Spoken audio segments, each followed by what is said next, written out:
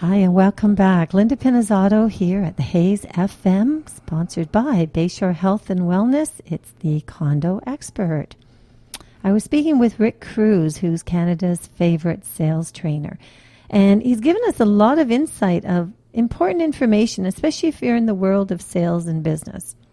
He is actually going to be running a fantastic seminar, and I'm going to get him to give you that information, and then we're going to talk a little bit further about how we met. So, Rick, do you want to blast in there again? It's up on we're going to be Highway 27. Yes. It's going to be at Le Jardin Conference Center. It's a pretty cool building. I was there about 18 months ago. It looks like a big castle, but the facility is actually fascinating. September the 19th.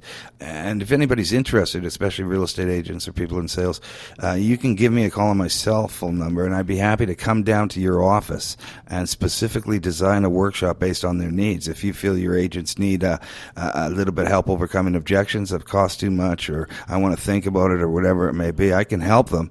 And then hopefully my goal is for them to join us in the one-day event.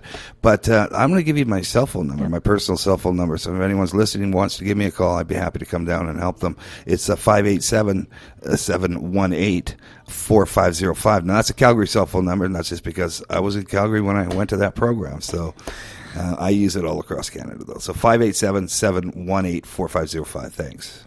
Fantastic. You know, I hadn't seen a very good friend of mine for a while, and he kept sending me these email blasts saying, Linda, you've got to come out to this. It's going to be a fantastic networking evening. We've got some key speakers here.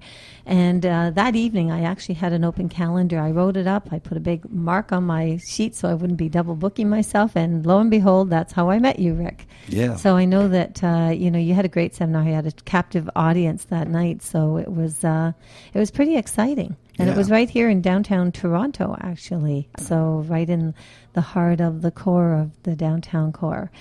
So that, so I was thinking, like you had made, I think that a lot of times, do you not find that when you're running these programs that people walk out with a lot more confidence that they had when they were coming in? Or it's one of two things. When you get in front of a group of people, let's say, for example, a real estate office, there's all different types of people in the room. The people that are in the room there, the students are always the ones that come up front. They're the people that grab the front seats. They got their pen and their paper in hand, and they're eager to learn. The people in the middle are somewhat skeptical, and the people in the back, I call them prisoners. They're just there because they have to be there for whatever reason. So it's a couple things. More importantly, getting in front of people, it's that aha look. It's where I could see in someone's eyes where I might talk about something so simple, the proper way to hand out a business card. There's a right way and there's a wrong way. And then somebody will all of a sudden go, wow, you know what? I used to do that 5 years ago and I got away from that. I got to get back to that. I got to get back to basics. That's the look and the feel that people walk away with. So you tell me, what is the right way and the wrong way to hand out a business card? Okay, the right way and the wrong way. Most people will just give you a business card. They'll just say, here's my business card, and they'll hand it to you. If I'm going to hand out my business card, I want to have perceived value. So I want to not just stick a business card in someone's face. So what I would do is I would simply hold my business card in my hand and ask this question. I would say, Linda, let me ask you, if I was to give you my business card, would it be possible for you to keep it, file it away with your mortgage, or even better yet, pass it on to someone who may be interested in owning a home? See, I asked that question, and they're going to say yes to you every single time. You don't have to worry. They're not going to say no. I've been doing it like that for 11 years, and nobody's ever looked at me and said, no, Rick, I'm sorry, man. I'm going to throw it in the garbage in a week from now. So once they say yes, I will not hand it to them, but flip my card over to the blank side and simply write down in my own handwriting, thank you very much, Linda. Now I take that card and I hand it to you with the handwritten thank you side up. Now it's a personal handwritten thank you that I'm giving you. It's not a, here's my card, I want a commission. It is a thank you. Right. They take the card, and this is the key. As soon as they take it in their hand, you look at them and you say, Linda, you may notice even 2 weeks from now that I wrote a personal thank you on the back of that card, and that's a thank you in advance because I know you're going to keep it, aren't you? And you say yes, and I say, Linda, I know you will. You look like a lady of your word. It was very nice to meet you, and off I go. See, what I've just done is I didn't just stick a card in their face. I asked them if they would keep it. They committed. I wrote the personal thank you note. I gave it to them with the thank you side up. I did say to them after I said that thank you is a thank you in advance, and I know you're going to keep it or pass it on, aren't you? Now, here's here's where this really works. See, when you get a card given to you, and in my business, I probably have 30 to 40 cards given to me every single week. So at the end of the week, I'm going to take my suit jacket to the dry cleaner. I pull out 30 cards. I throw them down on my desk. We all do it. Eventually, we clean up. So we take those cards and we sit beside the garbage can, and we go through them. I don't need this one. This is garbage. This is garbage. Better keep this one. This is garbage. This is garbage. And all those salespeople and all those business people, their card ends up in the black abyss, the garbage can, 14 days after they met them.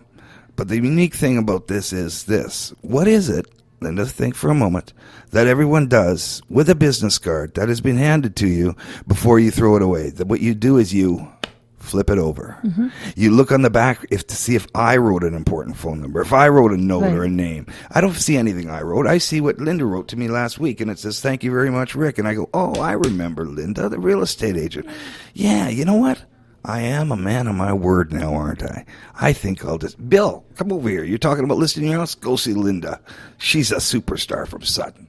That's passing out a business card. It's doing the ordinary things extraordinarily well, and that's the difference between good and great. I think it makes huge, because the thing is that I can't tell you how many times I've looked at a card thinking, where did I know that person from? Or where did I get this card from? Bingo. Because I can't, that's huge. Mm-hmm. I mean, what you're saying about the stack, yeah, I've got a box of them. I've got a box of them sitting right beside my computer, and I also have a program that's a card reader. Absolutely, those are great. Yeah, it's great. But I got to plug it. I've got to get it. I've got to take the time to do it, and then I got to file it in my database. Mm-hmm. So, having that on the back is ingenious, because now at least I can remember who gave me what. So the first thing we need to do mind. is make sure the back of your card is not glossy, so you can write on it. That's huge, because that's the other problem too, is that a lot of times people will do the double-sided card, and they will put the glossy finishing, so you can't write on it. Yeah. Maybe they could buy like a marker or something. Absolutely. A permanent marker, something, if they still want to keep that style of card. Yeah. What about the people that put my card? How geeky is that? If you, speaking from a woman's perspective, okay. If I get somebody that comes up to me and says, "Can I give you my card?" and hands me a card that says "my card," sounds like a 1980 pickup line in a bar. Yeah, you know how you can kind of use your index finger and your thumb and spell out "loser." Yes. Stick it to your forehead. I don't know why people do that. I find that completely bizarre. The one that makes me laugh is this, and I see this a lot, is where in the back of the card it says, "The finest compliment you can give me as a professional is to give me a referral to a friend or family." That is not a good word, referral. You're right. It is a horrible word, because if I see that, I have this vision of them calling my friend while he's eating his dinner and bothering him. And one of the things that I learned many, many years ago is never to say the word referral. When you're asking for referral, and referrals are business and they're important, is you don't want to paint that picture. Tom Hopkins, a great trainer and remarkable real estate agent, taught me many, many years ago that you never say the word referral. You simply ask for a friendly introduction. In other words, instead of saying, "John, referrals are a big part of my business. Can you think of anybody that I can give a call to, send a letter to?" I would rephrase that and say, "John, friendly introductions are a big part of my business. If you could possibly just give me a friendly introduction to one or two people, I send them out a very soft letter and follow up with a phone call, never at dinner." More people would be willing to give you friendly introductions just because you phrased it that way than asking for a referral. Well, absolutely. And I think, too, because the thing is if you're considering it as an introduction, then what you're actually doing is you're introducing somebody who you feel confident about. Absolutely. Right. That's the key. So basically the whole mindset of the introduction is very different. Yes. It's not a defensive, "Oh, what are you trying to sell me now?" kind of feeling. Exactly. And once you do get a friendly introduction, if someone gives you, "Here's my brother's name, here's his phone number," then you must say to the person that gave you that friendly introduction, this must come out of your mouth. You look at them and you say, "Thank you very much for this introduction. I promise you I will call them." You must say, "I promise you I will call them." And it's not for the person that gave you the referral or the introduction's benefit, but by saying that to the person that gave you that introduction, it sets up the most important thing. The first phrase you say when you call. So in other words, now I can call Bill and I could say, "Bill, my name's Rick. I promised your brother John I would call you." Right. So you're standing by your word, and then you're opening the door the other way. Opening the door You're the opening other way. the other way. Yeah. Yeah, it's not like, hi, my name's Rick Cruse, and I'm a real estate agent, and I would like to talk to you about It's very subtle. Especially if you get people like me that's on the phone, and I'm like, I'm sorry, what exactly did you just say? Okay, you know what? I'm sorry. I'm tied up. I've really got to go. No offense. Don't want to be rude, but I don't really have time to chat. Absolutely. Yeah, because it is time. It's a time problem. So sometimes people don't realize it's not because they want to be rude if they're not taking a telemarketing call, for instance, or Sure. they're not taking a survey. It has nothing to do with that. Maybe you're contributing elsewhere. Mm-hmm. Funny enough, I got a call a few months back. It was kind of funny, really. And it was they wanted to ask me questions about condominiums. Okay. I thought, oh my God, okay.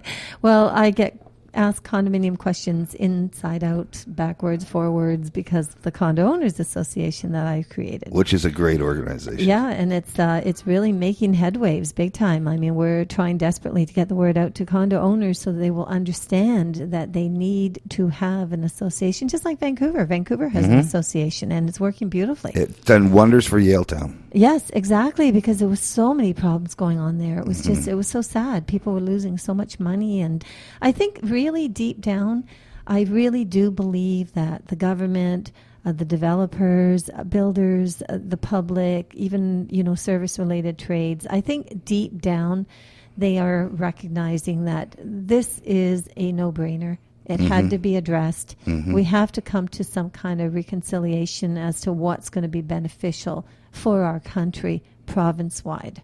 Absolutely. And when you're creating that, at first it was hard. I felt, we felt like we're going into the dragon's den, trying to come to terms.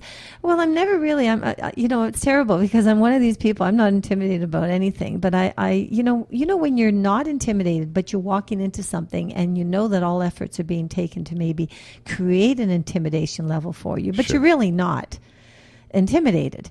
So now your mind, and I'm sure you've met people like this, your mind is starting to go on thinking, okay, fine. So now that I'm in this room, and now that I'm hearing comments of all different wakes of life and different professions and so on, which ones are going to see clearly that being here is a benefit? Okay, because it's not an opposition, it's a benefit. We got to work together. So I don't know what you would call that, Rick. So I wasn't intimidated. I was more curious to see how the whole thing would be panning out until everyone, you know what it's like? I'll tell you what it's like. It's like when a coach sits down and starts looking at players. Individually. Absolutely. And then they have to look at a team effort, and then they have to think about what the end goal is. Okay, in the motivation. Or it's like a business that, say somebody that's starting a brand new business and they're hiring people. And they need to hire somebody who could have the most amazing credentials in the world, but maybe the fit won't be there. Maybe the focus isn't there. Maybe the end result is not the same. Or maybe there's too much twisting and bending in order to get the result that they need. You're absolutely right. You just that type of thing? You make me want to go and watch Miracle on Ice, Herb Brooks' story with the U.S. Olympic team and all the controversy and the fighting that was happening. He knew who he wanted. He knew the type of player and everything of that nature, but he had to fight for it. And some things don't come easy. And honestly, I've always been a firm believer that, if they come easy, maybe it's too easy. If some things you have to really work for, number one, you're going to go through the roof with it. And your dedication, your motivation is so strong that people where it does come easy, I don't think they can ever capture that. No, you can't. I have a Post-it note on my door that I put Post-it note affirmations, and I have one on my door right now that when I locked my door, opened the door to leave my condo in downtown to come to do this radio program with you. I looked at it and I read it, and it simply states, "Do not wish it was easier. Wish you were better." Because so many people go through life wishing things were easier when they just start wishing they were better. And if they started wishing they were better, maybe they do something about it they'll make it better. Yes. They'll make it better. You're not a tree. Determination. Move on. Well, absolutely. And that's the interesting thing. So even like with the condo owners, the leaps and bounds that's gone forward now over the last 3 years has really made a huge difference in the working mechanism with COA. We're on Wikipedia now. Yeah. It's awesome. Good. Condo Owners Associations on Wikipedia. Now, to me, I think that's just fantastic. There's powers in numbers. Well, exactly. And then you got someone like yourself that is, Yeah. heading up this organization, and not only are you working for the condo owners, but you're giving them all that negotiation skill that you've had from a realtor since, I'm not going to say how many years. Yes. I'm going to use euro. Okay. It's like when people say, how old are you? I'm 35 euro. But no, you're right. Well, see, that's the thing, too, is that, I think that with yourself, I mean, the kind of course that you offer, and if we pull, it's invaluable for realtors.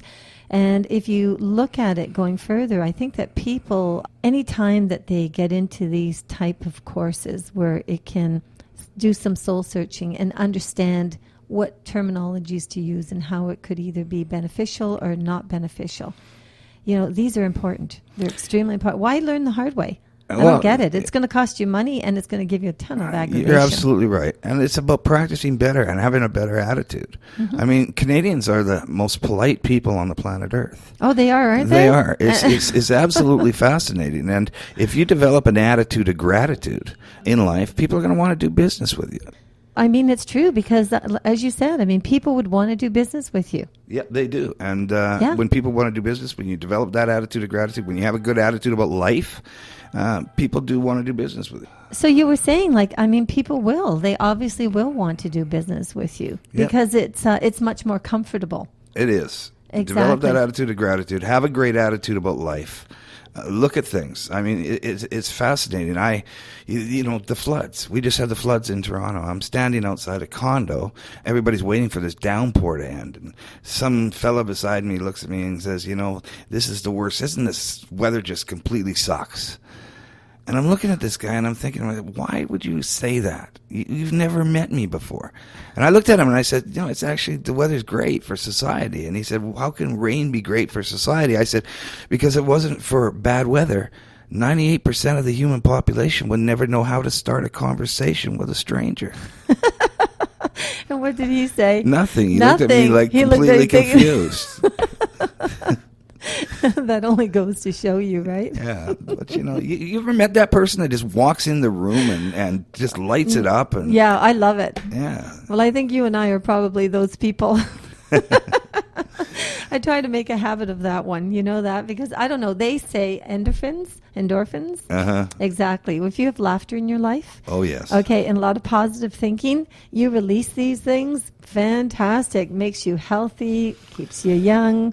It's an amazing tool, the power of laughter. Yes, exactly. Yeah. And how it influences your health and welfare is just insane. So, you can have all the stress in the world if you don't take a moment and laugh about some things. My God. I don't know how anybody could live life that way. I agree. On that note, we're going to take a break. We'll be right back. It's Linda Pinizzotto here at the Condo Expert.